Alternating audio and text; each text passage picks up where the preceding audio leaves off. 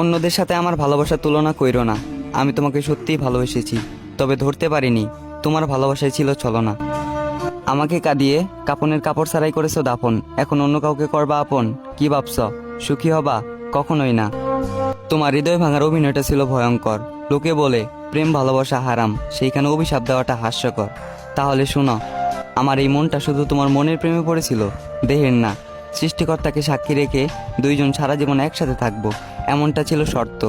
কেউ মানুক আর না মানুক, আমি জানি আমার ভালোবাসাটা অবশ্যই পবিত্র। পূর্ণতার আগে যে সম্পর্ক দেহ চাই, যাদের মনে নেই সৃষ্টিকর্তাকে নিয়ে ভয়, নেই লজ্জা শরম, আসলে সেই সম্পর্কটা হারাম।